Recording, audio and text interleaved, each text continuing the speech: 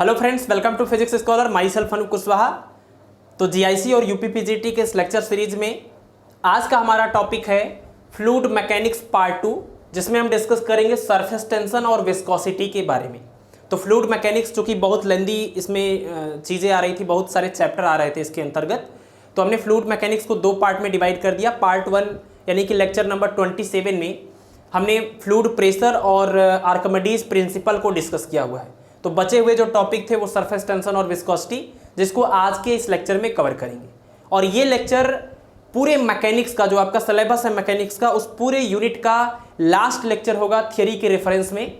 इसके बाद सिर्फ एक लेक्चर अपलोड होगा जो फ्लूइड मैकेनिक्स के प्रीवियस ईयर और इंपॉर्टेंट न्यूमेरिकल पर बेस्ड होगा। तो अगर आपने पिछले लेक्चर्स को नहीं देखा है तो आप एक बार जाकर चैनल के प्लेलिस्ट में जीआईसी और यूपीपीजीटी के नाम से जो प्लेलिस्ट बना है उसमें जाकर सभी पुराने लेक्चर को देख सकते हैं। और मुझे पूरी उम्मीद है कि ये आपके काम का होगा, आपके एग्जाम में आपको काफ़ी हेल्प करेगा। ठीक है, तो चलिए स्टार्ट करते हैं फ्लूइड मैकेनिक्स पार्ट 2। सबसे पहले हम टॉपिक ले रहे हैं सरफेस टेंशन। तो डेफिनेशन से ही स्टार्ट करते हैं। What is the meaning of surface tension? Surface tension यानी कि पृष्ठ तनाव। सरफेस टेंशन या पृष्ठ तनाव क्या होता है? ये किसी भी द्रव में, किसी भी लिक्विड में जो एक खिंचाव, एक तनाव होता है हमेशा अंदर की ओर उसके सरफेस पर, उसी को नाम दिया गया है सरफेस टेंशन, यानी जैसा नाम सजेस्ट कर रहा है। तो किसी भी लिक्विड में ये प्रॉपर्टी होती है कि उसका जो ऊपर का सरफेस होता है वो हमेशा अंदर की ओर एक खिंचाव महसूस करता है। उसी खिंचाव को, उसी तनाव को जो सरफेस पर, जो पृष्ठ पर लगता है, उसी को हम पृष्ठ तनाव या सरफेस टेंशन कहते हैं। आगे हम एक्सप्लेन करेंगे कि ये सरफेस टेंशन किसी भी लिक्विड के अंदर आता क्यों है, इसका मेन रीजन क्या होता है। लेकिन उससे पहले आप एक फार्मूला समझ लीजिए कि अगर मान लीजिए ये कोई लिक्विड है और इस पर हम दो इमेजिनरी लाइन ड्रॉ करें, स्ट्रेट लाइन सरफेस के ऊपर, तो सरफेस टेंशन की वजह से ये दोनों लाइन एक दूसरे पर कह सकते हैं कि एक कर्षण बल लगा रहे हैं, एक पुलिंग फोर्स लगाते हैं। और ये जो इमेजिनरी लाइन हमने खींची, अगर मान लीजिए इसकी लेंथ L है और जो ये फोर्स लग रहा है अपोजिट डायरेक्शन में वो F है, तो प्रति एकांक लंबाई पर द्रव के पृष्ठ पर जो बल लग रहा है उसी को पृष्ठ तनाव कहते हैं।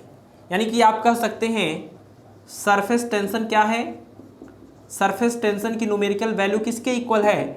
तो force per unit length. Force per unit length, प्रति एकांक लंबाई पर लगने वाले बल को पृष्ठ तनाव कहते हैं। इसको T से एक्सप्रेस करते हैं, तो T is equal to F/L। ये फार्मूला आप याद रखेंगे सरफेस टेंशन के लिए, और यहीं से आप इसका यूनिट और डायमेंशन वगैरह बता सकते हैं। देखिए, फोर्स न्यूटन में और लेंथ मीटर में, तो यानी आप कह सकते हैं सरफेस टेंशन की जो यूनिट होती है वो न्यूटन पर मीटर स्क्वायर होती है। ये एक फार्मूला हुआ। एक और फार्मूला हम साथ में आपको बता रहे हैं सरफेस टेंशन के लिए ही, बाकी उसके बारे में डिटेल में भी थोड़ी देर में बात करेंगे। बट इसके साथ में देखिए एक और फार्मूला होता है surface tension is equal to W/Δ A।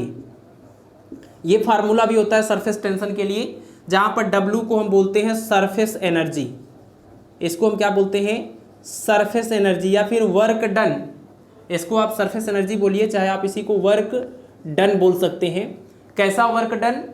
तो लिक्विड के सरफेस का एरिया बढ़ाने में, यानी अगर किसी लिक्विड के सरफेस का एरिया बढ़ाएंगे तो एरिया बढ़ाने के लिए, चूंकि लिक्विड के अंदर प्रॉपर्टी ये है कि वो अपने सरफेस को मिनिमाइज करने की कोशिश करती है। किस वजह से? सरफेस टेंशन की वजह से। क्यों मिनिमाइज करने की कोशिश करती है उसका एक्सप्लेनेशन थोड़ी देर में, बट आप ये ध्यान रखिए सरफेस टेंशन की वजह से किसी भी लिक्विड के अंदर सिकुड़ने की प्रॉपर्टी होती है, अपने आप को, अपने सरफेस एरिया को मिनिमाइज करने की एक टेंडेंसी होती है।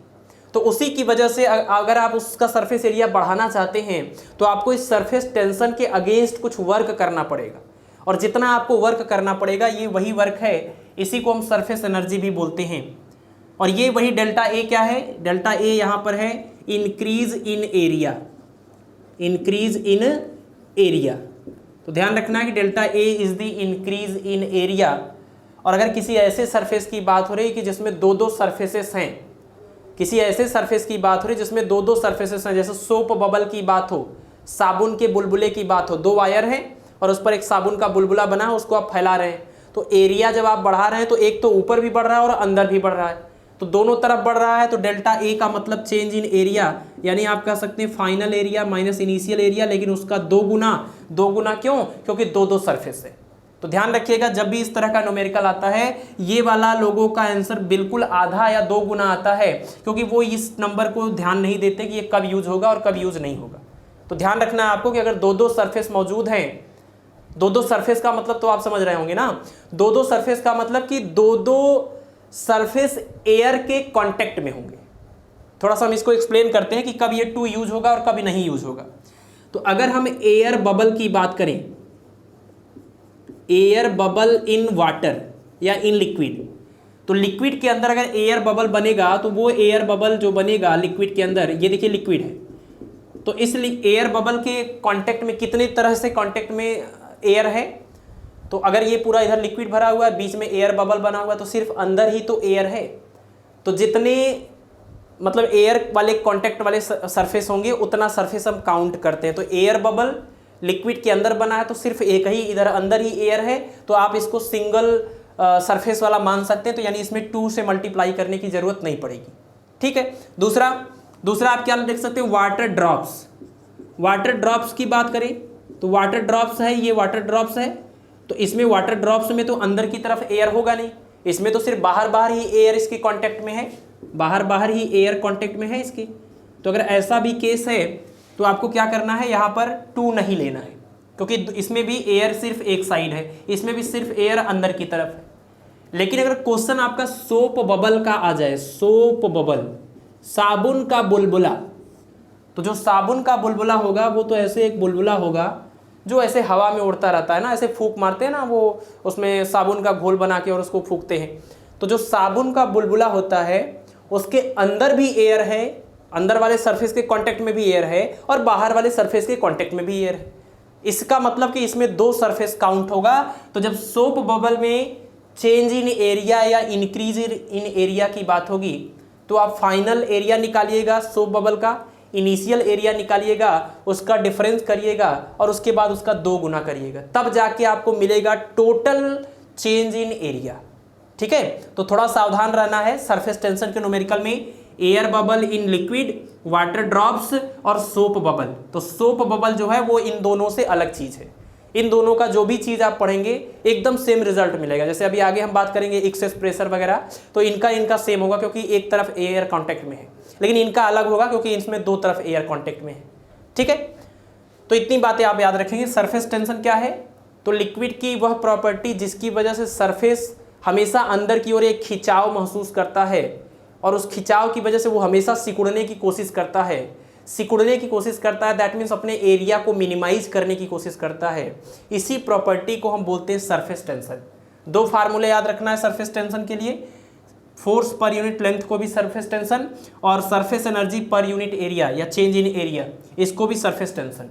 यहाँ से यूनिट आएगा न्यूटन पर मीटर स्क्वायर, यहाँ से यूनिट निकालेंगे तो जूल पर मीटर स्क्वायर। तो दोनों जो यूनिट हैं न्यूटन पर मीटर होगा यहाँ पर, न्यूटन पर मीटर, और यहाँ पर जूल पर मीटर स्क्वायर। तो दोनों जो यूनिट है वो सरफेस टेंशन की यूनिट है। ऑप्शन में आपको थोड़ा केयरफुल रहना है कि न्यूटन पर मीटर दिया है कि जूल पर मीटर स्क्वायर दिया है। ठीक है। चलिए, तो ये आप समझ गए सरफेस टेंशन की डिफिनीशन, दोनों फार्मूले और दोनों फार्मूले में यूज होने वाले हर एक टर्म। अभी हम लोग बात कर लेते हैं किसी भी लिक्विड के अंदर सरफेस टेंशन आता क्यों है। ठीक है। किसी भी लिक्विड के अंदर सरफेस टेंशन की प्रॉपर्टी आती ही क्यों है, और अगर सरफेस टेंशन की प्रॉपर्टी आती है तो वो अपने एरिया को मिनिमाइज क्यों करना चाह रहा है। तो उससे पहले आपको 2 चीज़ें समझनी पड़ेंगी। What is the meaning of cohesive and adhesive force. अच्छा, हमें आप लोगों से एक बात कहनी है कि जब आप लोग लेक्चर देखते हैं और इतनी मेहनत होती है लेक्चर को रिकॉर्ड करने में, अपलोड करने में, एडिट करने में और साथ ही साथ कंटेंट को रेडी करने में, तो कम से कम आप लोग मेहनत करके एक कमेंट करके बता दिया करिए कि लेक्चर में क्या आपको अच्छा लग रहा है, क्या पसंद आ रहा है या क्या पसंद नहीं आ रहा है ना। ये तो आप कर ही सकते हैं। मुझे जहाँ तक लगता है कि 1-1.5 घंटे लेक्चर रिकॉर्ड करने के बदले आप एक कमेंट तो कर सकते हैं लेक्चर पर कि आपको लेक्चर कितना बेनिफिशियल लग रहा है, कितना इंपॉर्टेंस है आपके प्रिपरेशन में इसका या फिर नहीं है। जो भी बातें हैं आप खुल के बोलिए, कोई विरोध करने जैसी बात नहीं है, जो सच्चाई है वो आप बोल सकते हैं। ठीक है। तो आप ध्यान रखेंगे कि आज के इस लेक्चर से, क्योंकि मैकेनिक्स पूरा होने जा रहा है, अब थोड़ा तो भरोसा आप लोगों को हमारे ऊपर हो ही जाना चाहिए कि हमने 29-30 लेक्चर बनाए और हर लेक्चर 1 से 1.5 घंटे का है और सारा टॉपिक एक तरफ से हमने पढ़ाया, तो कुछ तो हम सोच के ही अगर कर रहे होंगे, अगर इतना हमने किया है तो कुछ तो भरोसा बना होगा आपको हमारे ऊपर। तो आप एक कमेंट करके बता दिया करिए कि लेक्चर आपको कैसा लगा। किसी भी लेक्चर में, जैसे मुझे पता है कि मैकेनिक्स पार्ट 1 लेक्चर आपको शायद थोड़ा कम पसंद आया हो, क्योंकि थोड़ा थकान और टायर्डनेस की वजह से लेक्चर को अपलोड करने का भी एक प्रेशर जो आप लोगों का रहता है कि लेक्चर अपलोड नहीं हुआ सर, तो उसको भी करने के लिए हम जिस तरह से परेशान हो जाते हैं और जल्दी जल्दी करने के चक्कर में कभी कभी लेक्चर की वो क्वालिटी नहीं रह जाती जो हम चाहते हैं कि बेस्ट से बेस्ट करें। ठीक है, तो ऐसे केस में आप ज़रूर एक बार अपना सुझाव फीडबैक दिया करिए कि लेक्चर 100% में कितना % आपको पसंद आया।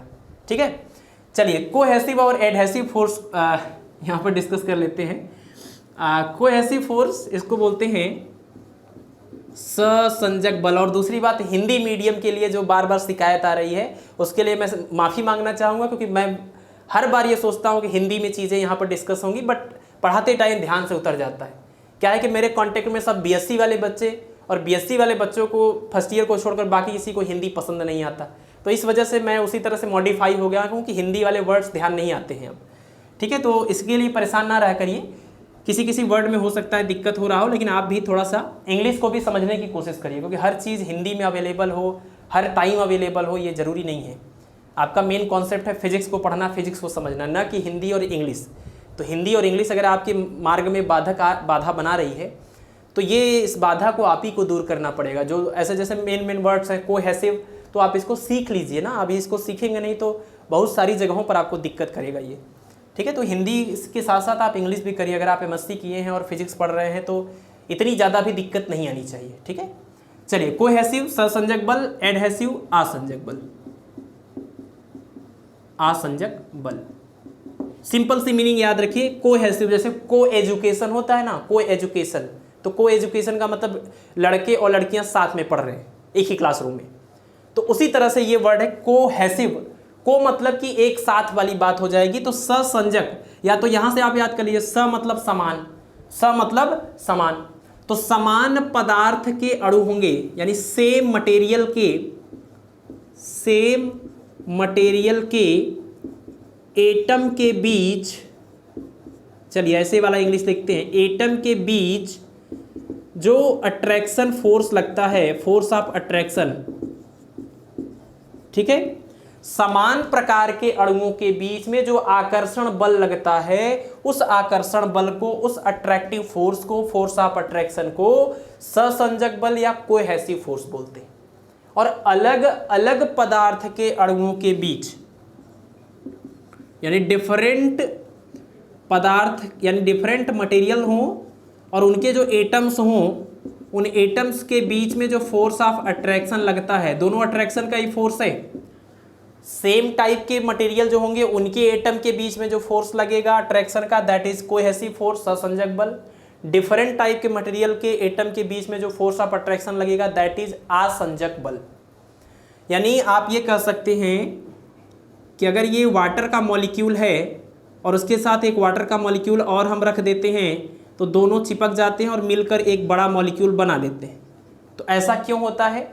ऐसा इसलिए होता है क्योंकि ये भी जल है और ये भी जल है, तो समान प्रकार के अणु हुए, तो समान पदार्थों के अणुओं के बीच में एक आकर्षण बल काम करता है, एक अट्रैक्शन फोर्स काम करता है, जिसको सहसंजक बल या कोहेसिव फोर्स कहते हैं। तो जब भी ये क्वेश्चन आए कि जो वाटर के 2 ड्रॉप्स मिलकर एक बड़ा ड्रॉप बना लेते हैं, इसका रीजन क्या है? तो इसका रीजन है कोहेसिव फोर्स। ठीक है, नेक्स्ट है आसंजक बल।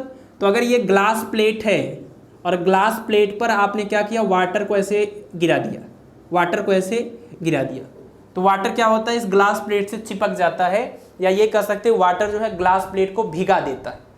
क्यों भिगा देता है? क्योंकि ये वाटर का मॉलिक्यूल H2O और ये ग्लास का मॉलिक्यूल Pb, ये दोनों अलग अलग टाइप के मटेरियल हैं, लेकिन इन दोनों डिफरेंट टाइप के मटेरियल के एटम के बीच में एक फोर्स ऑफ अट्रैक्शन काम करता है, उसी की वजह से ये दोनों आपस में चिपक जाते हैं। इसको हम बोलते हैं आसंजक बल या एडहेसिव फोर्स। क्लियर है? तो ध्यान रखना है आपको, कोहेसिव मतलब समान प्रकार के अणुओं के बीच आकर्षण बल, एडहेसिव का मतलब कि अलग अलग पदार्थों के अणुओं के बीच आकर्षण बल। ये जो आसंजक बल होता है या सहसंजक बल होता है, ये बहुत ज़्यादा इफेक्टिव हो जाता है जब एक परमाणु से दूसरे परमाणु के बीच की दूरी 10⁻⁻9 मीटर के रेंज की होती है। यानी अगर किसी एक पदार्थ का एक अणु ये है और एक दूसरा अणु ये है, तो इनके बीच में जो आकर्षण बल काम कर रहा है, चाहे वो सहसंजक हो चाहे वो असंजक बल हो, तो ये जो आकर्षण बल काम कर रहा है वो आकर्षण बल बहुत ज़्यादा इफेक्टिव हो जाता है जब इनके बीच की दूरी 10⁻⁻9 मीटर के रेंज की होती है। इसके बाहर इससे ज़्यादा अगर दूरी हुई तो ये वाला जो बल है वो असरदार नहीं होता, वो समझ में नहीं आता, वो इफेक्टिव नहीं रहता। तो वो मैक्सिमम डिस्टेंस जहाँ तक इंटर एटॉमिक फोर्स कह सकते हैं, इंटर एटॉमिक फोर्स दोनों को बोला जाता है एक वर्ड में, तो वो मैक्सिमम डिस्टेंस जहाँ तक इंटर एटॉमिक फोर्स इफेक्टिव होता है उस मैक्सिमम डिस्टेंस को इंटर एटॉमिक रेंज बोलते हैं या मॉलिक्यूलर रेंज बोलते हैं। तो ये जो डिस्टेंस है जहाँ तक ये अट्रैक्शन वाला फोर्स हावी होता है उसको हम बोलते हैं मॉलिक्यूलर रेंज, मॉलिक्यूलर रेंज, ठीक है, यानी आणविक परास बोला जाता है हिंदी में। मॉलिक्यूलर रेंज जिसको हम C से एक्सप्रेस करते हैं उसकी वैल्यू 10⁻⁻9 मीटर होती है, और यही वो मैक्सिमम डिस्टेंस है जहां तक ये फोर्स इफेक्टिव होगा। अगर दोनों अणुओं के बीच की दूरी इससे ज़्यादा हुई तो कोहेसिव एडहेसिव नहीं लगेगा, ठीक है। तो ये भी आप याद रखिए, एक न्यूमेरिकल वैल्यू है, बहुत बड़ी चीज़ कोई नहीं है। अब इस पर आधारित एक सवाल पूछा जाता है कि कौन सा मटेरियल किसी चीज़, कौन सा लिक्विड किसी ऑब्जेक्ट को भिगाएगा और किसी ऑब्जेक्ट को नहीं भिगाएगा। तो क्वेश्चन ये पूछा जाता है कि हम जब वाटर के मॉलिक्यूल को ग्लास प्लेट पर गिराते हैं, ग्लास प्लेट पर, तो ये इसको भिगा देती है या इससे चिपक जाती है। लेकिन वहीं पर जब हम मरकरी की बात करते हैं और मरकरी को ग्लास प्लेट पर गिराते हैं तो ये इसको नहीं भिगाती है। तो इसको आप एक्सप्लेन करिए, या क्या कौन सी एक चीज़ है जिसकी वजह से ये ऐसा होता है। तो ध्यान रखिए, आप कभी भी भिगाने वाला जब क्वेश्चन आए तो आप ये देखिए कि कोहेसिव फोर्स ज़्यादा इफेक्टिव है कि adhesive force.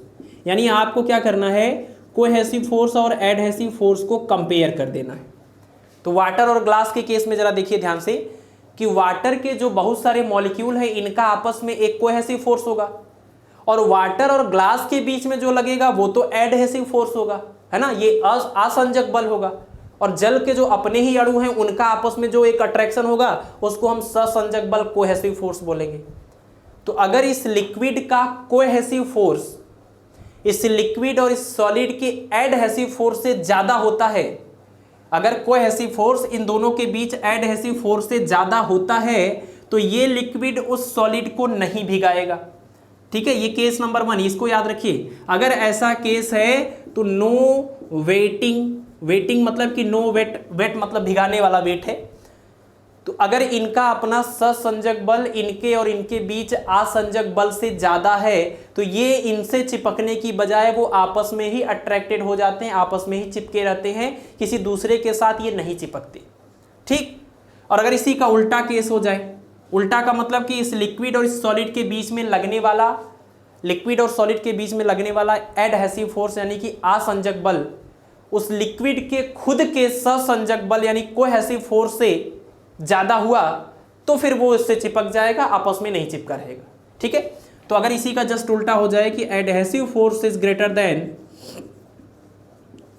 Then cohesive force, तो वो लिक्विड उस सॉलिड को भिगाएगा, ठीक है, भिगाएगा।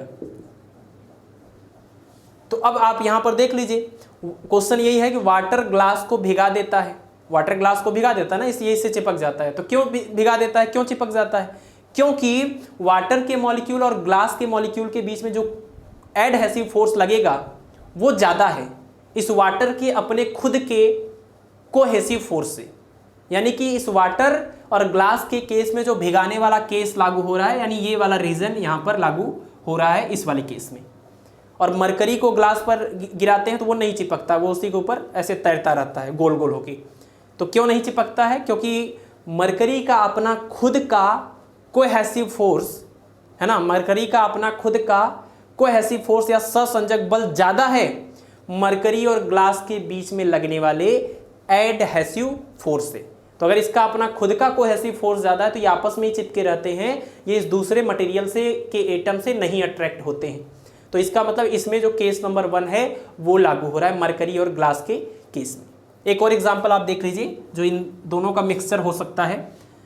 जैसे आप यहाँ पर देख रहे हैं कि वाटर को जब हम ग्लास के ऊपर गिरा रहे हैं तो ये अभी तो चिपक जा रही है, लेकिन अगर इसी ग्लास के ऊपर हम यहाँ पर ऑयल गिरा दें, पहले क्या गिरा दें, ऑयल, तो यहाँ पर ऑयल को गिराने के बाद या ग्रीस को लगाने के बाद अब जब वाटर के ड्रॉप को गिराते हैं तो अब ये फिर से नहीं चिपक रहा है।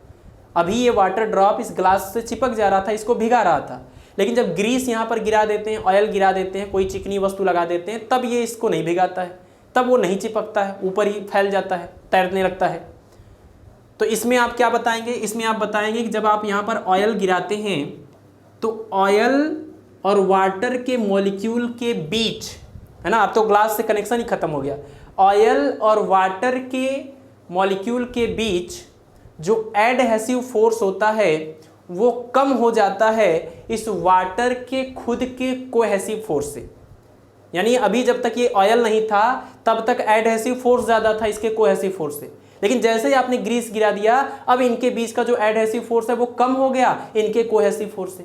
तो अगर इनके कोहेसिव फोर्स से एडहेसिव फोर्स कम हो गया, इसका मतलब कि वो नहीं भिगाने वाला केस लागू हो जाएगा जैसे मरकरी और ग्लास के बीच में हो रहा था। ठीक है, तो अगर ग्रीस ऑयल नहीं है तो भिगाता है, ऑयल लगा देते हैं तो फिर ये नहीं भिगाता है। तो कौन सा ऑब्जेक्ट, कौन सा लिक्विड किसको भिगाएगा किसको नहीं भिगाएगा, आप हमेशा ध्यान रखिएगा, जो इफेक्टिव होगा उसी हिसाब से रिजल्ट मिलेगा। कोहेसिव फोर्स अगर लिक्विड का ज़्यादा है तो नहीं भिगाएगा, अगर दोनों के बीच लिक्विड सॉलिड के बीच का एडहेसिव फोर्स ज़्यादा है तो भिगा देगा। ठीक है, तो एक तो ये इंपॉर्टेंट बात जो आपने सीखी, तमाम चीज़ें यहाँ पर डिफिनीशन वगैरह सब कुछ। अच्छा, एक क्वेश्चन यहीं पर और आता है कि अगर हम अपनी उंगली को पानी के अंदर डाल देते हैं तो हमारी उंगली गीली हो जाती है, क्यों? तो अगर कॉमन सेंस की बात करते हुए घर के बड़े बुजुर्गों से ये सवाल करेंगे तो वो तो फिर मारने दौड़ेंगे, क्योंकि ये बहुत ही कॉमन सेंस की बात है। भाई उंगली को पानी में डालेंगे तो उंगली तो भीगेगा ही, लेकिन साइंस के नज़रिए से अगर देखा जाए, कोहेसिव एडहेसिव फोर्स के नज़रिए से देखा जाए तो ज़रूरी नहीं है कि कोई लिक्विड में आप अपनी उंगली को डालेंगे तो वो भीग ही जाए। जैसे मरकरी अगर रखा हुआ उसमें उंगली को डालेंगे तो नहीं भीगेगा, लेकिन उसी वाटर में डाल रहे हैं तो भीग जा रहा है। तो मरकरी भी तो लिक्विड था, तो मरकरी में क्यों नहीं भीगा जबकि वाटर में भीग जा रहा है? तो मेन रीज़न यही, आप यहीं से एक्सप्लेन करेंगे कि वाटर के केस में हमारे उंगली है ना, ये जो भी स्किन है इसके मॉलिक्यूल और वाटर के मॉलिक्यूल का बीच का जो एडहेसिव फोर्स था वो ज़्यादा था, तो इस वजह से ये वो इससे चिपक गया, यानी कि भिगा दिया।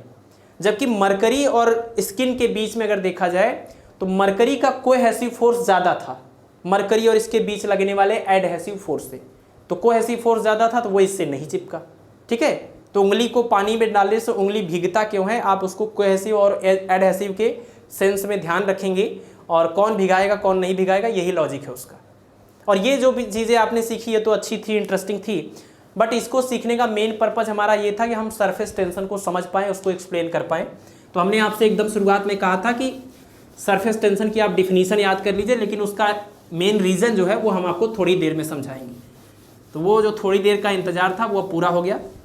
अब आप देखिए सरफेस टेंशन का मेन रीज़न क्या है और सरफेस टेंशन की वजह से लिक्विड अपने सरफेस को मिनिमाइज क्यों करता है। देखिए, अगर किसी भी हम लिक्विड में बात करें, सपोज कि ये कोई कंटेनर है और इस कंटेनर में लिक्विड भरा हुआ है, और लिक्विड का मान लीजिए यहाँ पर एक इमेजिन करिए कि एक हमने कोई ऐसा एक रेंज डिसाइड किया और मान लिया कि इसके अंदर ये एक मॉलिक्यूल आ गया है। ठीक है, जूम करके देख रहे हैं कोई एक मॉलिक्यूल है, तो एक मॉलिक्यूल यहाँ पर है और इस मॉलिक्यूल में आप देखिए कि ये पूरा मॉलिक्यूल पूरा भाग इस लिक्विड के सरफेस के अंदर है। ठीक है, और ये बहुत ज़्यादा बड़ा हो गया है। चलिए, ये हो गया। एक आप मान लीजिए कि यहाँ पर मॉलिक्यूल है, इसका भी लगभग पूरा भाग अंदर है। एक मॉलिक्यूल और है जिसका इफेक्टिव जो सेंटर है वो यहाँ पर है। एक मॉलिक्यूल और आप ले लीजिए, और ये इस तरह से है, तो एक मॉलिक्यूल और ले लेते हैं। ठीक है, ये दोनों सेम ही हो जाएंगे। चलिए, यानी इन्हीं दोनों से एक्सप्लेनेशन हो जाएगा, इन्हीं तीनों से। देखिए, इस मॉलिक्यूल की अगर हम बात करें, इसको अगर आप स्टडी करेंगे तो आपको क्या पता चलेगा कि इस मॉलिक्यूल को नीचे वाला मॉलिक्यूल इधर खींच रहा होगा, क्योंकि कोहेसिव फोर्स है भाई, समान पदार्थ के अणुओं के बीच में आकर्षण लगता है, तो नीचे वाले जितने भी मॉलिक्यूल होंगे वो इसको इधर खींच रहे होंगे, इसके बगल वाले इधर भी खींच रहे होंगे, इधर भी खींच रहे होंगे। चारों डायरेक्शन में खींचने वाले लोग टांग खींचने वाले होते हैं ना, सोसाइटी में टांग खींचने वाले लोग हैं। जब तक आपका जीआईसी और यूपीपीजीटी का एग्ज़ाम नहीं निकलता है तब तक टांग खींचते रहेंगे। तो आप संभाल के रहिए, तैयारी करते रहिए, अपने आप को मजबूत बनाइए, नहीं तो चारों तरफ से टांग खींचेंगे और आप जहाँ पर हैं वैसे के वैसे बने रहेंगे। जड़त्व का जैसे कंडीशन होता है उसी कंडीशन में, इनर्शिया वाली कंडीशन में आप रहने वाले हैं। तो ये बिल्कुल वैसा ही होता है। ये इनके पड़ोसी जो हैं, इनके अपने जो है ना, वो टांग खींच रहे हैं इनका। तो ये जो द्रव का ये जो अणु है, अगर ये अंदर पूरी तरह से सतह के अंदर है तो प्रत्येक अगल बगल के अणु इसको हर तरफ ससंजक बल से आकर्षित करते हैं और इसकी वजह से नेट फोर्स 0 हो जाता है। तो ये मॉलिक्यूल कहीं नहीं जाता, कोई इसके अंदर टेंशन या खिंचाव नहीं है। लेकिन वहीं पर इस मॉलिक्यूल की अगर हम बात करें तो जरा आप देखिए, इस मॉलिक्यूल में एक कंडीशन ऐसी बन रही है कि यहाँ पर इधर कोई खींच रहा है, इधर खींच रहा है, इधर खींच रहा है, चारों तरफ खींच रहे हैं, लेकिन ऊपर से कोई नहीं खींचने वाला है क्योंकि इनका ये वाला पॉइंट थोड़ा ऊपर आ गया, सरफेस पर आ गया। तो ऊपर से कोई नहीं खींचने वाला है। दैट मीन्स ये मॉलिक्यूल के ऊपर एक नेट टेंशन फोर्स लग रहा होगा और उसका डायरेक्शन नीचे की तरफ होगा, परिणामी या रिजल्टेंट नीचे की तरफ होगा, क्योंकि ऊपर कोई नहीं खींच रहा है। तो इधर वालों को इधर वाले कैंसिल कर दिए, लेकिन इधर वाले को कैंसिल करने वाला ऊपर कोई है नहीं, तो इसके अंदर नीचे एक खिंचाव महसूस हो रहा है। क्लियर। इसी तरह से एक और मॉलिक्यूल आप देखिए, ये मॉलिक्यूल जो कि आधा भाग आप मान सकते हैं, इस मॉलिक्यूल का आधा भाग बाहर है और आधा इधर है। तो इसमें देखिए इधर इधर इधर इतना खिंचाव हो रहा है, लेकिन इधर पूरे आधे भाग में खिंचाव नहीं हो रहा है, तो ऊपर कोई खींचने वाला नहीं है। इसका मतलब इसमें और ज़्यादा नीचे की तरफ अट्रैक्टिव फोर्स फील हो रहा होगा, और ज़्यादा तनाव महसूस हो रहा होगा, क्योंकि इधर वालों ने कैंसिल कर दिया, लेकिन इधर वालों को कैंसिल करने वाला ऊपर कोई नहीं। तो हर एक लिक्विड में क्या होता है कि जो सरफेस के मॉलिक्यूल, जैसे ये सरफेस वाले मॉलिक्यूल थे, सभी लिक्विड में जो सरफेस वाले मॉलिक्यूल होते हैं वो नीचे वाले मॉलिक्यूल के कोहेसिव फोर्स की वजह से लगातार नीचे की तरफ एक खिंचाव महसूस करते हैं। और इस खिंचाव के महसूस करने की वजह से, अब देखिए खिंचाव भले ये महसूस कर रहे हैं लेकिन हैं तो ऊपर ना, यानी इन्होंने क्या किया है, इस खिंचाव के विरुद्ध, इस अट्रैक्शन के अगेंस्ट ये वर्क करके यहाँ तक पहुँचे हैं, मेहनत करके यहाँ तक पहुँचे हैं, संघर्ष करके यहाँ तक पहुँचे हैं। तो जो ये संघर्ष करके, मेहनत करके, यानी टांग खींचने वाले जो लोग हैं आपके इर्द गिर्द, उन सब से लड़ते हुए आपने स्ट्रगल करके यहाँ तक की पढ़ाई की है और अब आपका एग्ज़ाम देने का टाइम आया है। तो आप ये ज़रूर मान सकते हैं कि आपके अंदर औरों से कहीं ज़्यादा एनर्जी है, कहीं ज़्यादा पोटेंशियल है, तभी आप यहाँ तक पहुँच पाए, है ना, तभी आप यहाँ तक पहुँच पाए। जो कमज़ोर पड़े वो पीछे खिंच गए, वो रह गए। बिल्कुल वैसे ही ये मॉलिक्यूल क्या होते हैं, जो मॉलिक्यूल सतह तक, सरफेस तक पहुँचे हैं, वो इस अट्रैक्शन के अगेंस्ट वर्क करके यहाँ तक गए हैं। और जितना वर्क करके ये गए हैं, अगर आप कंजर्वेशन ऑफ एनर्जी यहाँ पर यूज करेंगे तो जितना ये वर्क करके गए हैं वो वर्क इनका बेस्ट नहीं हुआ है, वेस्ट नहीं हुआ है, बर्बाद नहीं हुआ है, वो वर्क अब इनकी एनर्जी बन गई। और उस एनर्जी को ही हम क्या बोलते हैं, सरफेस एनर्जी। तो पीछे जो फार्मूला हमने लिखवाया आपको, surface tension is equal to W/Δa, इसमें जो W है वो क्या है, ये सरफेस एनर्जी ही है, जो किसके इक्वल है, work done against the cohesive force. Cohesive force के अगेंस्ट जितना वर्क करके ये ऊपर गए हैं, ये वही वर्क है, और वही वर्क अब इनकी एनर्जी बन गई है सरफेस वाले मॉलिक्यूल की, जो कि इन सभी अंदर वाले मॉलिक्यूल से ज़्यादा एनर्जी है इनके पास। तो इसी एनर्जी को हम सरफेस एनर्जी बोलते हैं। तो surface energy per unit area increase is called surface tension, यानी पर यूनिट एरिया को इंक्रीज करने में जितना सरफेस एनर्जी उनके पास है, जितना उनको वर्क करना पड़ा पर यूनिट एरिया में, वो पर यूनिट एरिया में जितना वर्क करना पड़ा, that is surface tension of the liquid. ये तो फार्मूला हो गया। तो आप देख रहे हैं कि सरफेस के पास जो मॉलिक्यूल हैं उनके पास कुछ एक्स्ट्रा एनर्जी है बाकी सभी मॉलिक्यूल के कंपैरिजन में। लेकिन आपको ये भी ध्यान रखना है कि इक्विलिब्रियम में आने के लिए, इक्विलिब्रियम समझते हैं, साम्यावस्था, साम्यावस्था में या स्टेबिलिटी में या इक्विलिब्रियम में आने के लिए यह जरूरी है कि एनर्जी कम से कम रहे, क्योंकि जिसके पास एनर्जी रहता है वो शांत नहीं बैठता है ना। तो एनर्जी कम से कम रहेगी, अगर एनर्जी मिनिमम रहेगी तभी अच्छे से इक्विलिब्रियम मिलेगा। और इस यूनिवर्स में हर एक ऑब्जेक्ट, हर एक सिस्टम इक्विलिब्रियम प्राप्त करना चाहता है, साम्यावस्था प्राप्त करना चाहता है, यही उसका एटमोस्ट गोल है। फाइनल उसका गोल यही है कि वो इक्विलिब्रियम में आना चाहता है, स्टेबल होना चाहता है। तो ये मॉलिक्यूल जो ऊपर गए हैं इसकी वजह से सरफेस एनर्जी ज़्यादा होगी, तो ये पूरा लिक्विड जो है वो इक्विलिब्रियम में नहीं रहेगा, ये मॉलिक्यूल्स इक्विलिब्रियम में नहीं रहेंगे। तो इक्विलिब्रियम में आने के लिए ज़रूरी है कि इनके सरफेस की जो एनर्जी है वो कम से कम रहे, सरफेस एनर्जी कम से कम रहे। और सरफेस एनर्जी कम से कम तभी रहेगी जब सरफेस पर मौजूद मॉलिक्यूल्स कम से कम होंगे, क्योंकि जो भी मॉलिक्यूल होंगे उनकी एनर्जी तो ज़्यादा रहेगी। तो एक ही उपाय है, अगर गरीबी ना ख़त्म हो तो गरीबों को ही ख़त्म कर दो, वही वाली बात है। तो अगर आप सरफेस एनर्जी को कम नहीं कर सकते तो सरफेस एनर्जी जो लोग बढ़ा रहे हैं उन मॉलिक्यूल को ही घटा दो आप। तो मॉलिक्यूल अगर कम से कम यहाँ पर मौजूद रहेंगे तो सरफेस एनर्जी भी कम से कम रहेगी। और मॉलिक्यूल कम से कम कब रहेंगे? जब सरफेस एरिया कम से कम रहेगा, क्योंकि अगर सरफेस एरिया है तो हर जगह मॉलिक्यूल तो रहने वाले, कोई जगह खाली थोड़ी रहेगी, कोई जगह खाली नहीं रहेगी, मॉलिक्यूल कंटिन्यूअस रहेंगे।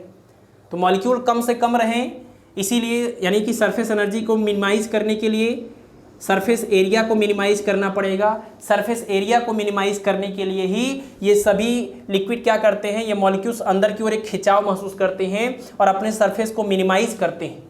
और जो मिनिमम सरफेस एरिया होता है, सबसे इंपॉर्टेंट बात, फॉर गिवन वॉल्यूम, दिए हुए आयतन के लिए, for given volume minimum surface area किसका होता है?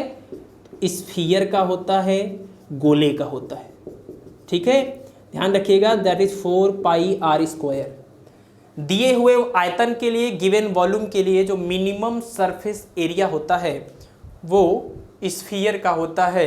इसी वजह से कोई भी लिक्विड का जो छोटा सा ड्रॉप होता है वो स्फीरिकल शेप का होता है। किस वजह से? Because of the surface tension. Spherical ही क्यों? क्योंकि स्फीरिकल ही सबसे कम एरिया रखता है। सबसे कम एरिया की डिमांड क्यों? ताकि वो सरफेस एनर्जी कम से कम हो जाए, और सरफेस एनर्जी कम से कम होने से क्या होगा? वो स्टेबल हो जाएगा। स्टेबल होने से क्या होगा? तो ये नेचर है इस यूनिवर्स में हर एक सब्सटेंस का कि वो स्टेबिलिटी गेन करना चाहती है। वो अपना, जैसे आप इलेक्ट्रॉन वगैरह में पढ़ते, ऑक्टेट पूरा करना चाहते हैं, तो वो स्टेबिलिटी के पर्पज से, तो वही स्टेबिलिटी गेन करना सबका नेचर है। और उसके लिए सरफेस एनर्जी मिनिमम होनी चाहिए। सरफेस एनर्जी मिनिमम करने के लिए सरफेस पर मॉलिक्यूल कम होने चाहिए। मॉलिक्यूल कम तभी होंगे जब एरिया, सरफेस एरिया कम होगा। और जो सबसे पॉसिबल मिनिमम एरिया है वो स्फीयर के लिए होता है। इसीलिए सरफेस टेंशन की वजह से कोई भी लिक्विड स्फीरिकल शेप गेन कर लेती। यहीं पर एक सवाल और आता है, लेकिन बड़े वाले जो ड्रॉप होते हैं वो तो स्फीरिकल नहीं रहते। अगर वाटर का बड़ा ड्रॉप लें, छोटा ड्रॉप लेंगे तो लगभग स्फीरिकल रहेगा, बड़ा लेते हैं तो वो स्फीरिकल नहीं रहता है। तो उसमें ध्यान रखिएगा, सरफेस टेंशन के साथ साथ ग्रेविटी का काम यहाँ पर चलने लगता है, यानी ग्रेविटी इफेक्टिव हो जाती है। हाइट की वजह से जी की वैल्यू पर इफेक्ट पड़ता है, जिसकी वजह से ये ऊपर वाला भाग नीचे की तरफ आ जाता है, तो ये ओवल शेप में आ जाता है, यानी इस तरह के शेप में आ जाता है। ठीक है, ओवल शेप में, जबकि छोटा है तो स्फीरिकल है।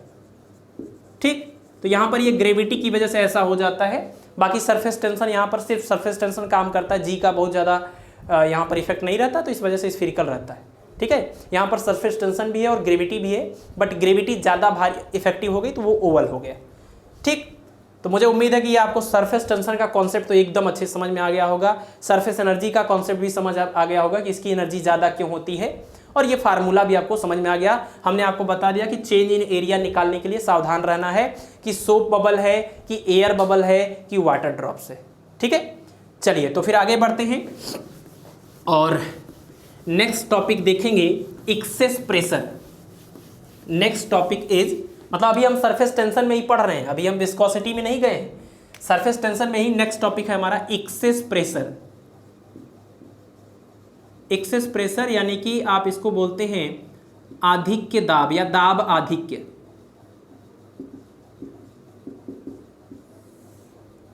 तो देखिए, लिक्विड का जो ड्रॉप होता है, ड्रॉप होगा, सोप बबल होगा, एयर बबल होगा, तो जो भी ये ड्रॉप होते, मान लीजिए ये लिक्विड का कोई ड्रॉप है, किसी भी फॉर्म में हो सकता है, सोप बबल हो सकता है, एयर बबल हो सकता है, वाटर ड्रॉप्स भी हो सकता है। इसमें जो अंदर वाला सरफेस है इसको हम बोलते हैं कॉनकेव, है ना, कॉनकेव, दबा हुआ यानी अवतल सरफेस। और जो बाहर वाला सरफेस है इसको हम बोलते हैं कॉन्वेक्स, यानी कि उत्तल सरफेस। तो कभी भी जो कॉनकेव सरफेस होता है उसका जो प्रेशर होता है वो कॉन्वेक्स सरफेस के प्रेशर से ज़्यादा होता है। ठीक है, तो कॉनकेव और कॉन्वेक्स सरफेस के प्रेशर का जो डिफरेंस है, या ये कह लीजिए कि इससे ये जितना ज़्यादा अधिक है, जितना एक्सेस है, that pressure is called excess pressure. जैसे अगर हम आपसे कहें कि ये बाहर वाले सरफेस का प्रेशर P और अंदर वाले सरफेस का pressure P plus delta P, तो कितना अधिक हो गया, कितना ज़्यादा हो गया अंदर वाला, डेल्टा P। यही डेल्टा P जो है जितना ज़्यादा है, जितना अधिक है, इससे ये, इसी को हम बोलते हैं एक्सेस प्रेशर। Excess pressure. और एक्सेस प्रेशर का फार्मूला आपको याद रखना है, 3 स्पेशल केसेस। कौन कौन से न्यूमेरिकल आते हैं, तो 3 स्पेशल वही केसेस हैं। सबसे पहले हम बात करेंगे एयर बबल की। एयर बबल का मतलब कि जिसके पास एक ही सरफेस होता है। एयर बबल में सिर्फ अंदर, लिक्विड के अंदर एयर बबल बनेगा, तो जो एयर बबल बनेगा उसमें अंदर की तरफ ही सिर्फ एयर है, मतलब एक सरफेस कंसीडर करना है। तो इनका जो एक्सेस प्रेशर आता है वो आता है 2T/R। क्या आता है, 2T/R। जहां पर T क्या है, तो T है सरफेस टेंशन, यानी पृष्ठ तनाव उस लिक्विड का जिसके अंदर ये बना है, और R क्या है, उस जो बबल बना है उस बबल का रेडियस है, उस बबल का रेडियस है। ठीक है। दूसरा क्या है, एयर बबल के बाद आता है soap bubble. Soap bubble, soap bubble साबुन का बुलबुला। तो साबुन का जो बुलबुला है, अच्छा ये जो एयर बबल है वो तो लिक्विड के अंदर बनेगा, ये ध्यान रखना है आपको। ठीक है, क्योंकि जब चेंज इन एरिया वाला बात आएगा, चेंज इन एरिया वाले न्यूमेरिकल आएंगे, तब भी ध्यान रखना है कि एक सरफेस है कि 2 सरफेस है। एक्सेस प्रेशर की बात आएगी तब भी ध्यान रखना है कि एक सरफेस है कि 2 सरफेस है। तो सोप बबल के केस में क्या होगा, बल्कि सोप बबल से पहले आप देख लीजिए किसका, वाटर ड्रॉप्स का, या लिक्विड ड्रॉप है। तो वाटर का जो ड्रॉप है, ये ड्रॉप में क्या होगा, अंदर ये पूरा वाटर ही होगा, बाहर ही सिर्फ एयर यहाँ पर कांटेक्ट में है। तो आप कह सकते हैं इसके पास भी एक सरफेस है, तो इसका भी जो एक्सेस प्रेशर आएगा उसका फार्मूला 2T/R हो जाएगा। और सोप बबल में 2 सरफेस हैं, ये सोप बबल है, बाहर से भी एयर है और अंदर से भी एयर है। ठीक है, तो इनका जो प्रेशर, एक्सेस प्रेशर आएगा उसका फार्मूला हो जाएगा P ध्यान रखिएगा, सोप बबल के केस में चेंज इन एरिया निकालते टाइम भी 2 गुना करना पड़ा था, और सोप बबल के केस में जब एक्सेस प्रेशर निकालेंगे तब भी 2 गुना करेंगे, दैट इज 4T/R। ठीक है, कितना आ जाएगा, 4T/R। तो चेंज इन एरिया और एक्सेस प्रेशर दोनों के न्यूमेरिकल लगाते टाइम देखिएगा, air bubble, soap bubble, water drops, कौन सा केस है। अगर सोप बबल का केस है 2 गुना करेंगे, बाकी केसेस में जैसा होता है वैसा रखेंगे। ठीक है, एक्सेस प्रेशर क्लियर है। अंदर ये कॉनकेव सरफेस का प्रेशर कॉन्वेक्स सरफेस के प्रेशर से जितना ज़्यादा होता है, उसी ज़्यादा प्रेशर को, उसी को हम बोलते हैं एक्सेस प्रेशर। और ये 3 केसेस में एक्सेस प्रेशर का फार्मूला। ओके, चलिए नेक्स्ट टॉपिक की ओर मूव करते हैं, and that is angle of contact, है ना। नेक्स्ट टॉपिक है हमारा एंगल ऑफ कॉन्टैक्ट।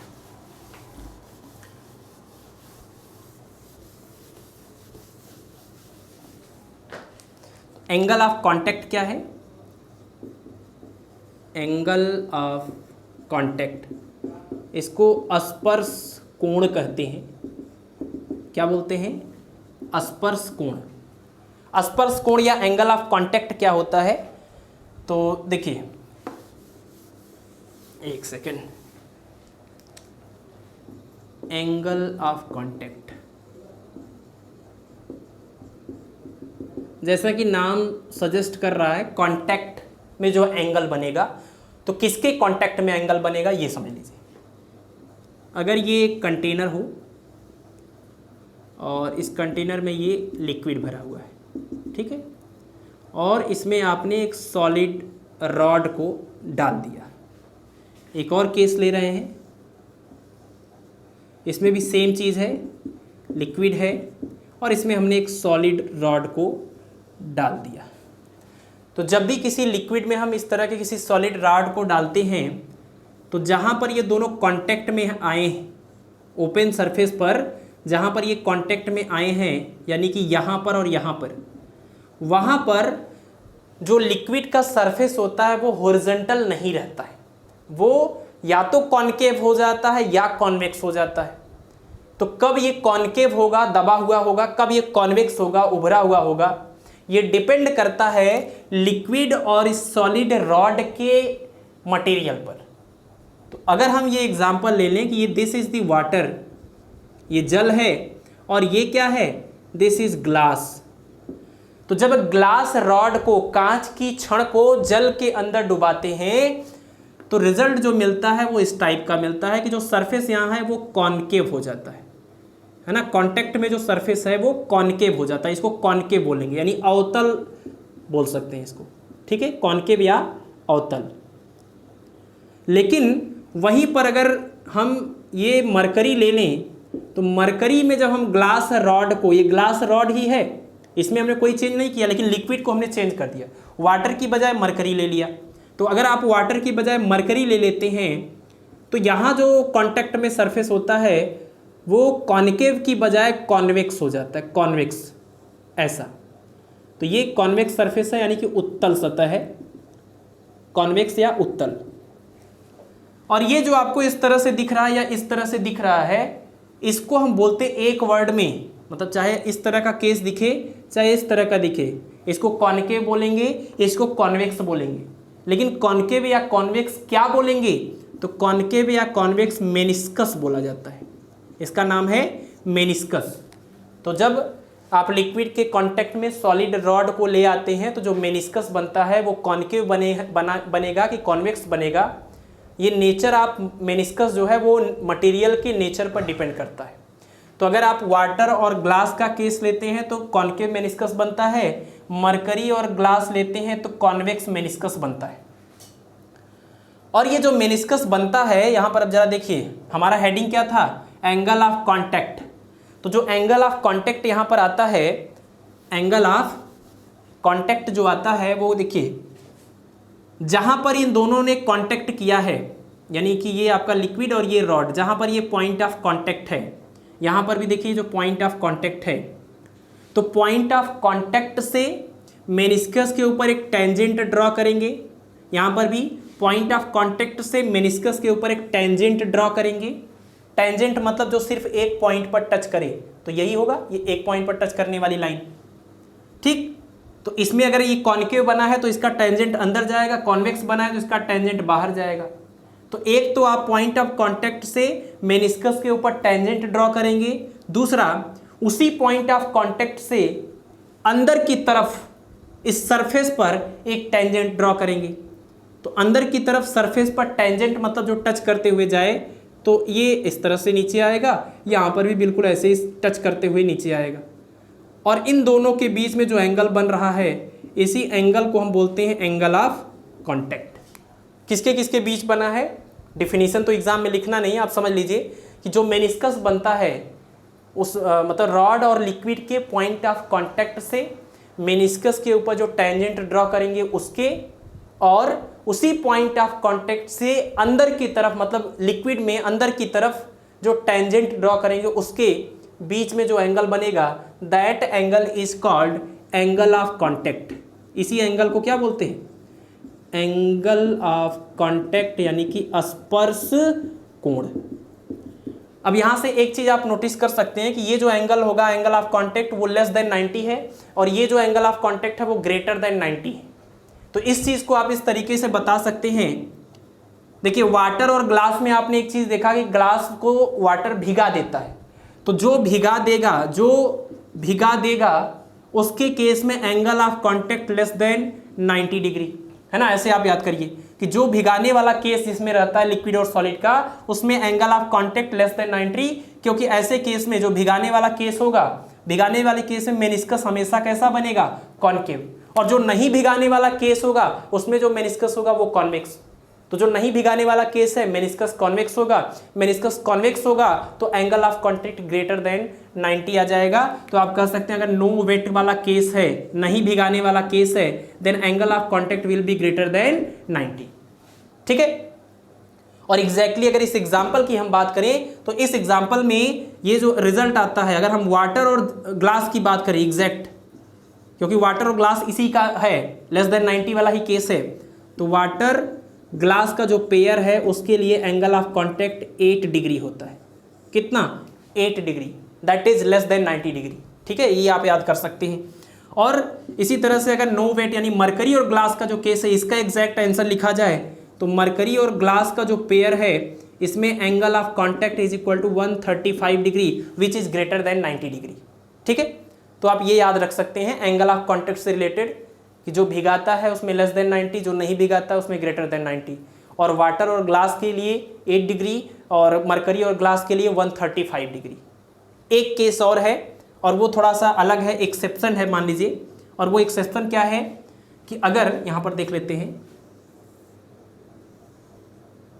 अगर ये मरकरी है और इस मरकरी में ये सिल्वर ले ले, है ना, मरकरी में, सॉरी मरकरी नहीं है, वाटर ही लेना है। अगर ये वाटर है और वाटर में जो रॉड है वो सिल्वर का हो, सिल्वर का रॉड हो, तो इसका जो एंगल ऑफ कांटेक्ट आता है वो 90 डिग्री आता है। तो 90 डिग्री एंगल ऑफ कांटेक्ट होने का मतलब कि ये टेंजेंट इधर रहा होगा और नीचे वाला टेंजेंट तो नीचे रहेगा ही। तो इसका मतलब कि बिल्कुल हॉरिजॉन्टल सरफेस मिला होगा, मेनिस्कस नहीं बना होगा। तो सिल्वर और वाटर का जो केस है इसमें एंगल ऑफ कांटेक्ट 90 डिग्री आता है। तो ये एक्सेप्शन वाला केस है। ठीक है, बाकी आप लेस देन 90 और ग्रेटर देन 90 का ये केस याद रखिए, भिगाने और न भिगाने का। ठीक है, तो ये भी एक बड़ा ही जरूरी डिफिनीशन था एंगल ऑफ कांटेक्ट का।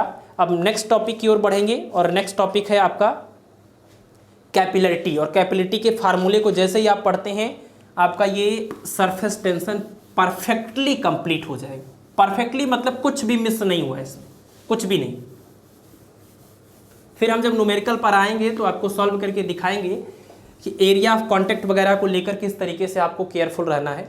और फ्लूइड मैकेनिक्स का तो न्यूमेरिकल का लेक्चर भी काफ़ी लेंदी होने वाला है, क्योंकि हम कोशिश यही कर रहे हैं कि part 1 fluid mechanics part 1, fluid mechanics part 2 दोनों चैप्टर के न्यूमेरिकल को कवर करें और एकदम अच्छी तरीके से कवर करें। तो वो लेक्चर काफ़ी लेंदी हो जाएगा हर एक टॉपिक को ध्यान में रखते हुए।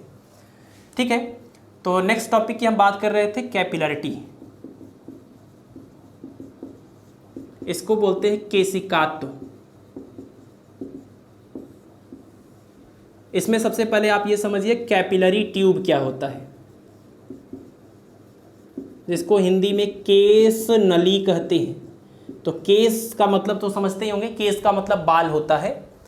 केश नली का मतलब कि इतनी बारीक नली हो, इतनी पतली ट्यूब हो कि बाल के जैसे पतली ट्यूब हो। तो इस तरह की जो ट्यूब होती हैं उन्हीं को हम कैपिलरी ट्यूब कहते हैं। बहुत बारीक जो ट्यूब होती है, नली होती है, उसको हम केश नली या कैपिलरी ट्यूब कहते हैं।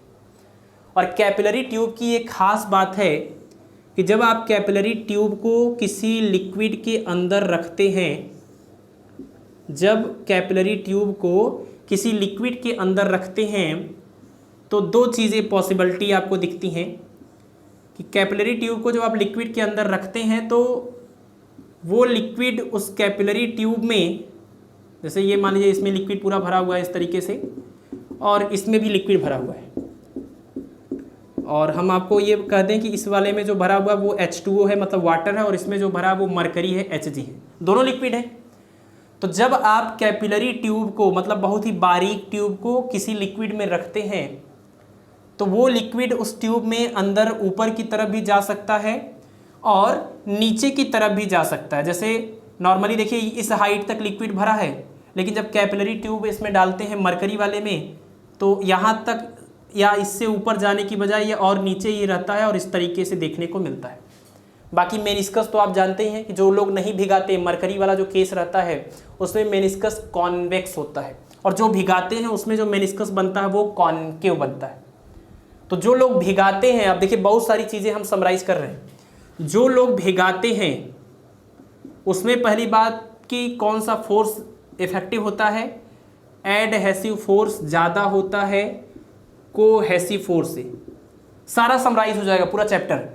और क्या होगा, और जो लोग भिगाते हैं उनका जो मेनिस्कस बनता है वो कॉनकेव बनता है ना, कॉनकेव मेनिस्कस। और भिगाते हैं का मतलब कि आप वाटर और ग्लास को दिमाग में इमेजिन करिए। और इनका जो एंगल ऑफ कांटेक्ट होता है, एंगल ऑफ कांटेक्ट वो कैसा होता है, तो लेस देन 90 डिग्री होता है। और इसमें जब हम कैपिलरी ट्यूब लेकर उसमें, मतलब जो भिगाने वाला केस अगर हम उसी का कैपिलरी ट्यूब ले लें तो जो लिक्विड होता है वो ऊपर चढ़ता है, यानी कि राइज ऑफ लिक्विड होता है, राइज ऑफ लिक्विड होता है। तो इतनी बातें आप ध्यान रखेंगे। ये उनका केस है जो लिक्विड को मतलब जिनको लिक्विड भिगाता है, यानी वाटर और ग्लास का जो केस है, इतनी चीज़ें आप ध्यान रखेंगे। तो ये वाटर और ग्लास का केस है, इसको जब आप लिक्विड में रखेंगे तो इसमें ऊपर तक लिक्विड जो है चढ़ जाता है। और अगर मरकरी में अगर इसी ग्लास को रखते हैं, मरकरी में इसी ग्लास ट्यूब को रखते हैं तो लिक्विड और ऊपर तक चढ़ने की बजाय नीचे ही चला जाता है। बाकी मेनिस्कस का नेचर तो आप जानते ही हैं, तो मेनिस्कस यहाँ पर कॉन्वेक्स होगा और ये नीचे चला जाएगा। तो हम ये कह सकते हैं कि नो वेट वाला जो केस है, नो वेट का जो केस है, उसमें कह सकते हैं कि कोहेसिव फोर्स है ना, क्यों नहीं भिगाते, क्योंकि कोहेसिव फोर्स लिक्विड का ज़्यादा होता है लिक्विड सॉलिड के बीच एडहेसिव फोर्स से। और इसके अलावा जो मेनिस्कस होता है वो कैसा होता है, कॉन्वेक्स नेचर का होता है, कॉन्वेक्स मेनिस्कस। और जो एंगल ऑफ कांटेक्ट है वो कैसा होता है, तो angle of contact is greater than 90 degree, greater than 90 degree. और लिक्विड राइज कर रहा है कि फॉल कर रहा है, तो आप कह सकते हैं fall of liquid, fall of liquid. लेकिन लिक्विड का चाहे राइज हो रहा हो चाहे फॉल हो रहा हो, चाहे ये केस हो चाहे ये केस हो, ध्यान रखिएगा, राइज ऑफ लिक्विड हो चाहे फॉल ऑफ लिक्विड हो इन अ कैपिलरी ट्यूब, चाहे राइज हो चाहे फॉल हो, इस फेनोमेनन को हम क्या बोलेंगे, कैपिलरिटी। ठीक है, तो किसी भी कैपिलरी ट्यूब को लिक्विड में रखने पर लिक्विड का राइज होना या फॉल होना ही कैपिलरिटी बोला जाता है। और बहुत सारे इंटरेस्टिंग एग्जाम्पल डेली लाइफ में हमारे आसपास होते हैं कैपिलरिटी से रिलेटेड। जैसे सबसे पहला एग्जाम्पल आप देख लीजिए कि जब हम किसी तौलिए का, किसी कपड़े का, सूती कपड़ा अगर हो, तौलिए का एक नीचे वाला भाग अगर हम लिक्विड के अंदर डुबा देते हैं, थोड़ी देर बाद ये तौलिया ऊपर तक भीग जाता है। कैसे भीग जाता है, क्योंकि उस तौलिए में जो रेसे यूज हुए हैं, जो सूत यूज होता है, वो एक कैपिलरी ट्यूब की तरह काम करता है। लिक्विड में भिगाने पर वो लिक्विड इसमें ऊपर चढ़ जाता है, तो धीरे धीरे करके वो पूरा तौलिया भीग जाता है कैपिलरिटी की फेनोमेना की वजह से। इसके अलावा और भी एग्जाम्पल हैं कि जो फार्मर होते हैं, जैसे ही बारिश होती है वो अपने खेत की जुताई कर देते हैं 1-2 दिन में। और जुताई क्यों कर देते हैं, क्योंकि जुताई अगर वो नहीं करेंगे तो खेत के अंदर जो घास भूस, इसके पहले जो उन्होंने फसलें उगाई हैं, उनकी जो जड़ें होती हैं, जो रेसे होते हैं, वो कैपिलरी ट्यूब की तरह काम करते हैं। तो अगर वो उसको नहीं जोतते हैं, खेत की जुताई ना करें, तो बारिश होने से जो पानी आया है, जो अंदर चला गया है नमी के रूप में, वो फिर से जब दोपहर होगा, धूप निकलेगा, तो वाष्पन इवेपोरेशन के द्वारा पूरा का पूरा वाटर जो है वो बाहर निकलेगा, इवेपोरेट होकर एटमॉस्फेयर में चला जाएगा और खेत की पूरी नमी खत्म हो जाएगी। और जुताई करने से क्या होता है कि वो जो रेसे हैं, जो कैपिलरी ट्यूब ऐसे एकदम सिस्टमेटिक तरीके से खेत में पूरा अंदर तक ऐसे फैले थे, वो कैपिलरी ट्यूब जो है वो टूट जाते हैं, तीतर बितर हो जाते हैं, जिसकी वजह से अंदर का जो मतलब जो नमी है वो ख़त्म नहीं हो पाता है, लिक्विड इवेपोरेट होके बाहर नहीं जाता है वाटर।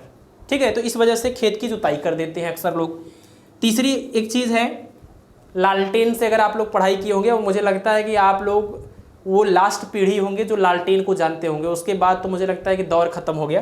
तो जो लोग लालटेन से पढ़ाई किए होंगे उनको पता होगा, लालटेन के अंदर जो बाती डालते थे और मिट्टी का तेल होता था, तो वो बाती क्या करता है, मिट्टी के तेल के सहारे, बाती जो होता है ना वो सूती रेसे का होता है, तो वो कैपिलरी ट्यूब हो गया और लिक्विड उसमें ऐसे ऐसे करके ऊपर चलता था, पहुंचता रहता था, और यहाँ पर हमेशा जलाए रहते थे, तो वो लगातार जलता रहता था और लिक्विड ऊपर चढ़ता रहता था, फ्यूल। ठीक है, तो जो लालटेन होता है, वो लालटेन के जलने का जो प्रोसेस है वो भी कैपिलरी की फेनोमेना पर, कैपिलरिटी की जो फेनोमेना है उसी के ऊपर बेस्ड है। बाकी अगर आप निब पेन से भी लिखे होंगे, जिसमें बीच में ऐसे फाड़ देते थे, स्याही के अंदर डालते थे फिर लिखते थे, वो भी कैपिलरिटी की फेनोमेना पर ही काम करता है कि जो पतला सा चीड़ा उसमें लगाए रहते हैं, वो कैपिलरिटी ट्यूब का काम करती है और उसके अंदर से लिक्विड या स्याही ऊपर चली जाती है, एक होल रहता है वहीं स्टोर हो जाती है, फिर लिखते हैं तो वो नीचे आती है और हमारा अक्षर लिख जाता है। तो ये सब कैपिलरिटी के एग्जाम्पल्स हैं, बहुत सारे एग्जाम्पल हैं डेली लाइफ में, बहुत इंटरेस्टिंग। तो आप कैपिलरिटी के फेनोमेना को ध्यान रखेंगे और ये जो केसेस हैं राइज या फॉल का, उसी को कैपिलरिटी बोलते हैं। तो इसमें पॉसिबिलिटी यही रहती है कि आपको कोई एग्जाम्पल दे दिया जाए और आपसे पूछा जाए कि ये किस फेनोमेनन पर बेस्ड है, तो आप ध्यान रखिएगा कैपिलरिटी के फेनोमेनन पर बेस्ड है। चाहे राइज हो रहा हो तब भी, फॉल हो रहा हो तब भी। राइज कब होगा, फॉल कब होगा, तो जो भिगाएंगे वो राइज होगा, जो नहीं भिगाएंगे वो फॉल होगा। जो भिगाएंगे वो मेनिस्कस कॉन्केव होगा, जो नहीं भिगाएंगे वो मेनिस्कस कॉन्वेक्स होगा। ठीक है, चलिए कैपिलरिटी हो गई। तो अब यहीं पर कैपिलरिटी से ही रिलेटेड हम एक फार्मूला बता देते हैं। कैपिलरिटी में ही आप ये फार्मूला देख लीजिए, यानी अलग से कुछ करने की ज़रूरत नहीं है। और यही टॉपिक के साथ आपका ये चैप्टर नहीं, मतलब ये सरफेस टेंशन का जो टॉपिक है वो कंप्लीट हो जाएगा। देखिए, अगर आप किसी लिक्विड में इस ट्यूब को डुबाए हैं और जो हाइट है, मतलब राइज ऑफ लिक्विड है, उसको अगर आप फाइंड आउट करना चाहते हैं तो इसका एक फार्मूला होता है H is equal to 2t cos theta upon r rho g, है ना, 2t cos theta upon r rho g. इसमें t क्या है, जो लिक्विड यहाँ पर लिया गया उसका सरफेस टेंशन। थीटा आप समझ रहे हैं, थीटा क्या है, थीटा की अगर हम बात करें, क्योंकि लिक्विड जब डुबाते हैं तो ये भी तो चेंज हो जाएगा ऐसे, तो जो यहाँ पर आपका बनता है एंगल ऑफ कांटेक्ट, ये वही थीटा है। Theta is the angle of contact. R क्या है, R is the radius of capillary tube. Rho क्या है, rho is the density of liquid, जो लिक्विड की हम बात कर रहे हैं उस लिक्विड की डेंसिटी ऑफ लिक्विड। और जी आप समझ रहे हैं कि जी क्या होता है। तो ये आप ध्यान रखिएगा कि कैपिलरी ट्यूब है उसमें लिक्विड कितने हाइट तक ऊपर तक जाएगी, यहाँ पर ये जो हाइट है उसके लिए ये फार्मूला है और बहुत ही इंपॉर्टेंट फार्मूला है, ठीक है। अच्छा, एक चीज़ यहाँ पर और आप ध्यान दीजिए, कभी कभी ये पूछा जाता है कि अगर हम इस कैपिलरी ट्यूब को वर्टिकल से कुछ एंगल से ऐसे इंक्लाइन कर दें तो जो यहाँ पर हाइट ऑफ लिक्विड जो होगा वो कितना होगा, वो आप बताइए। तो देखिए, अगर मान लीजिए यही डायग्राम आपका है और पहले ये ट्यूब ऐसे थी बिल्कुल वर्टिकल, तो इसमें जो हाइट ऑफ लिक्विड है ये यहाँ से लेकर यहाँ तक मान लेते हैं, चलिए h है, ये h है। लेकिन इसी को अगर हम ऐसे ऐसे करके इधर की तरफ ऐसे बेंड कर दें और वर्टिकल से जो एंगल है वो एंगल आपको दे दिया जाए अल्फ़ा, तो आपको बताना है कि ये जो लिक्विड अब इसमें रहेगा वो कितनी हाइट तक रहेगा, ये वाली हाइट h डैश अगर हम इसको बोल दें यहाँ से लेकर यहाँ तक, तो यही h डैश आपको बताना है।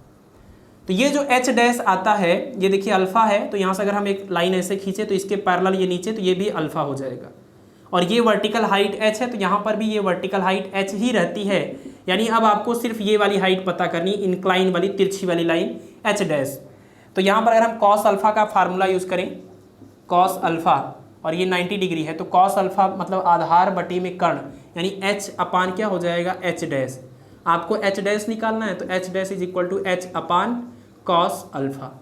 और इसमें h क्या है, तो h ये वर्टिकल जो हाइट है वो है, इसको आप यहाँ पर रख देंगे तो जो तिरछी ऊंचाई है वो मिल जाएगी। h डैश बराबर h का मतलब 2t cos theta upon r rho जी, ये हमने h रख दिया और अपान में cos अल्फ़ा। लेकिन ध्यान रहे कि इसमें जो थीटा है वो एंगल ऑफ कांटेक्ट है, और जो अल्फ़ा है वो इंक्लाइनेशन है। वो क्या है, इंक्लाइनेशन। और कहाँ से इंक्लाइनेशन है, वर्टिकल लाइन से इंक्लाइनेशन। नीचे से इंक्लाइनेशन नहीं लेना, ऊपर से वर्टिकल लाइन से इंक्लाइनेशन जो है वो अल्फ़ा है। तो आप, बल्कि मुझे लगता है कि आप यही करिए कि ये वर्टिकल हाइट का फार्मूला याद कर लीजिए और फिर इन दोनों का रिलेशन याद कर लीजिए। ये वाला फार्मूला, इसके चक्कर में पड़ेंगे तो कभी कभी कंफ्यूज हो सकते हैं आप, ठीक। तो ये आपको ध्यान रखना है, कैपिलरिटी के केस में हाइट ऑफ लिक्विड पता करने का फार्मूला क्या होता है। तो इसी के साथ ये सरफेस टेंशन जो टॉपिक है वो कंप्लीट हो गया है। बट एक चीज़ और पूछा जाता है कि सरफेस टेंशन को इफेक्टिव मतलब अफेक्ट करने वाले क्या क्या चीज़ें हो सकती हैं। तो सरफेस टेंशन पर 2-3 चीज़ों का इफेक्ट आप देखिए। इफेक्ट ऑन सरफेस टेंशन, तो सरफेस टेंशन पर इफेक्ट, तो सबसे पहले टेम्परेचर का इफेक्ट आप जानिए। टेम्परेचर का इफेक्ट ये होता है कि टेम्परेचर के बढ़ने पर, अब टेम्परेचर को ऐसे अगर लिख दें, टेम्परेचर के बढ़ाने पर सरफेस टेंशन डिक्रीज होता है। और सरफेस टेंशन की वजह से लिक्विड के अंदर ये प्रॉपर्टी थी, वो सिकुड़ना चाहती थी, कॉन्ट्रैक्ट होना चाहती थी, श्रिंक होना चाहती थी। तो टेम्परेचर बढ़ाने से सरफेस टेंशन कम हो रहा है। सरफेस टेंशन कम होने का मतलब कि लिक्विड के अंदर ये वाली जो प्रॉपर्टी थी वो अब कम हो रही है, यानी फैलने वाली टेंडेंसी आ रही है। तो इसी वजह से क्या होता है कि क्वेश्चन पूछा जाता है कि जो गर्म सूप होता है, गर्म खाना होता है, भोजन होता है या सूप होता है, वो अच्छा क्यों लगता है। तो उसका मेन रीज़न ये है कि गर्म होने की वजह से सरफेस टेंशन डिक्रीज हो जाता है। सरफेस टेंशन डिक्रीज होने से फैलने वाली टेंडेंसी ज़्यादा होती है। फैलने वाली टेंडेंसी ज़्यादा होती है तो हमारे जीभ में, है ना, जो स्वाद को, टेस्ट को बताने के लिए रिस्पॉन्सिबल होते हैं, तो उसके पास पूरा मतलब वो जो टेस्ट उसका होता है वो असली टेस्ट हमको मिलता है। और दूसरा ये कि जो गर्म पानी में हम लोग कपड़े धुलते हैं वो कपड़े ज़्यादा अच्छे से साफ़ होते हैं, जबकि ठंडे पानी में कपड़े धुलने से उतने अच्छे से साफ़ नहीं होते। इसका मेन रीज़न ये होता है कि गर्म पानी में जो कपड़े हैं वो इसलिए साफ़ हो जाते हैं क्योंकि जो वाटर होता है वो उसकी जो सरफेस टेंशन डिक्रीज होने से फैलने वाली टेंडेंसी ज़्यादा होती है, तो कपड़े के अंदर अंदर एकदम पहुँच के जो है मैल को वो निकाल देता है। ये पहला इफेक्ट हो गया टेम्परेचर का इफेक्ट, आप ध्यान रखिएगा। गर्म कपड़े के साथ अगर कपड़े को, गर्म पानी के साथ कपड़े को धुलेंगे ज़्यादा अच्छे से साफ़ होता है क्योंकि सरफेस टेंशन कम होने से अच्छे से लिक्विड जो है अंदर तक जाता है। दूसरा, effect of solvent. Effect of solvent, solvent मतलब कि आप कह सकते हैं कोई विलायक, किसी विलायक को किसी सॉल्वेंट को मिलाने के बाद लिक्विड का जो सरफेस टेंशन होता है वो दो चीज़ें होती हैं, वो सरफेस टेंशन बढ़ भी सकता है और सरफेस टेंशन घट भी सकता है। तो अगर कोई नॉर्मल सा सोल्यूबल सॉल्वेंट है, मतलब कोई घुलनशील विलायक है या पदार्थ है, तो उसको अगर आप मिलाते हैं तो सरफेस टेंशन क्या होता है, सरफेस टेंशन डिक्रीज हो जाता है। जैसे एग्जाम्पल में आप कह सकते हैं डिटर्जेंट है, साबुन है, तो साबुन, डिटर्जेंट ये सब यूज़ करने से लिक्विड का सरफेस टेंशन कम होता है, इसी वजह से कपड़े अच्छे से साफ़ होते हैं। तो टेम्परेचर बढ़ाने से भी लिक्विड का सरफेस टेंशन कम, साबुन डिटर्जेंट मिलाने से भी सरफेस टेंशन कम। तो अगर आप गर्म पानी को साबुन के साथ इस्तेमाल करके कपड़े को धोइए तो और अच्छे से साफ़ होगा। सिर्फ गर्म पानी करेंगे तो साफ़ होगा, साबुन लेंगे तब भी साफ़ होगा, लेकिन गर्म पानी लीजिए और साबुन के साथ कपड़े को साफ़ करिए तो सबसे अच्छा साफ़ होगा, क्योंकि दोनों मिलकर सरफेस टेंशन बहुत डिक्रीज कर देते हैं। लेकिन यहाँ पर तो ठीक है कि अगर सॉल्युबल इस तरह की चीज़ें मिलाते हैं सरफेस टेंशन डिक्रीज होता है, लेकिन कुछ ऐसा भी है जो बहुत ज़्यादा सॉल्युबल हो, जैसे मोस्ट सॉल्युबल या मोर सॉल्युबल, जो बहुत ज़्यादा सॉल्युबल हैं, गुड सॉल्युबल जो हैं, वो ऐसे केस में जो सरफेस टेंशन होता है वो डिक्रीज होने की बजाय इंक्रीज हो जाता है। जैसे एग्जाम्पल सॉल्ट का, नमक अगर आप मिला देते हैं लिक्विड के अंदर, तो नमक मिलाने से क्या होता है, नमक बहुत ज़्यादा घुलनशील है, सॉल्युबल है, तो उसकी वजह से सरफेस टेंशन डिक्रीज होने की बजाय उल्टा इंक्रीज हो जाता है। और यही एकमात्र केस हम आपको बताएंगे जिसमें ये सरफेस टेंशन इंक्रीज हो रहा है। ठीक है, तो हमेशा ध्यान रखिए कि टेम्परेचर बढ़ाएंगे तब भी डिक्रीज होगा, और उसके अलावा डिटर्जेंट या साबुन मिलाएंगे तब भी डिक्रीज होगा। तीसरा जो है वो भी ध्यान रखिए कि अगर आप कोई कंटेमिनेशन मिलाते हैं, कंटेमिनेशन समझते हैं, कंटेमिनेशन जिसको हिंदी में संदूषण कहते हैं, यहाँ इसका मतलब क्या होता है, इसका मतलब डस्ट हो गया, ग्रीस हो गया, ऑयल हो गया, ये जो चिकने पदार्थ होते हैं इनको मिलाने से लिक्विड का सरफेस टेंशन कम होता है। क्या होता है, सरफेस टेंशन कम होता है। तो टेम्परेचर बढ़ाएंगे तब भी कम होगा, कोई सॉल्युबल मिलाएंगे तब भी कम होगा, और कोई कंटेमिनेशन इस तरह के डस्ट, ऑयल, ग्रीस मिलाएंगे तब भी कम होगा। सिर्फ एक केस में बढ़ेगा, वो भी कब, जब वो बहुत ज़्यादा सॉल्युबल कोई आप सॉल्वेंट मिला देते हैं, जैसे कि सॉल्ट। तो नमक मिलाने से सरफेस टेंशन घटने की बजाय बढ़ जाता है, यानी नमक मिलाकर कपड़ा अगर आप धुलेंगे पानी से तो उतना अच्छा साफ नहीं होगा। और इसका एक एग्जांपल आप जानते होंगे कि मिट्टी का तेल वगैरह हम लोग जहाँ पर गंदे पानी में मच्छर तैरते रहते हैं, सरफेस टेंशन की वजह से आराम से तैरते हैं ना, एकदम जैसे लगता है एरोप्लेन पर बैठे हुए हैं, तो वो जो आराम से इधर से उधर तैरते हुए जाते रहते हैं गंदे पानी में, उसमें अगर आप ऑयल गिरा देते हैं, मिट्टी का तेल वगैरह डाल देते हैं, तो क्या होता है, सरफेस टेंशन कम हो जाता है, और सरफेस टेंशन कम होने की वजह से वो उसके अंदर डूब जाते हैं। ठीक है, तो ये सब सरफेस टेंशन की डेली लाइफ में एग्जाम्पल्स हैं, उसके अप्लीकेशंस हैं, अनुप्रयोग हैं। बाकी ये चैप्टर तो बहुत ही इंटरेस्टिंग रहा, मुझे तो पढ़ाने में बहुत मज़ा आया। अब आपको पढ़ने में मज़ा आया कि नहीं आया, ये आप लोग कमेंट करके ज़रूर बताइएगा। और मुझे लगता है कि इस एलेबोरेशन के चक्कर में और ये मज़ा लेने के चक्कर में, ज़्यादा एक्सप्लेन करने के चक्कर में लेक्चर काफ़ी लेंदी हो गया है। तो हम यही करेंगे, आप लोगों से माफ़ी मांगते हैं कि विस्कोसिटी हमने यहाँ पर मेंशन किया था, लेकिन अब हम इसके लिए नेक्स्ट लेक्चर बनाएंगे, क्योंकि इसमें भी बहुत सारी चीज़ें आती हैं, तो खुल के एक्सप्लेन करने के लिए खुल के समय चाहिए, और अगर इसी में ऐड करते हैं तो ये लेक्चर 2 से ढाई 3 घंटे का ना हो जाए, मुझे इस बात का डर है। ऑलरेडी 1 घंटे से ज़्यादा हो चुका है, तो विस्कोसिटी को एक पूरा अलग से सेपरेट लेक्चर देते हैं, खुल के बात करेंगे कि विस्कोसिटी क्या होती है, कितने तरह के फार्मूले आते हैं, और स्पेशली बर्नौली थ्योरम यहाँ पर बहुत इंटरेस्टिंग रहेगा। तो हम इसको नेक्स्ट लेक्चर में पढ़ेंगे, ठीक है। तो आज के लेक्चर में सरफेस टेंशन तक ही बात रखते हैं। आप लोग पढ़ाई करते रहिए, स्वास्थ्य का ध्यान रखिए और साथ ही साथ चैनल को भी सपोर्ट करिए ताकि हमारा मोटिवेशन बना रहे और हम लगातार इसी खुशी, इसी एनर्जी के साथ नए नए वीडियोज़ अपलोड करते रहें, ठीक है। तो मिलते हैं आपसे नेक्स्ट लेक्चर में, धन्यवाद।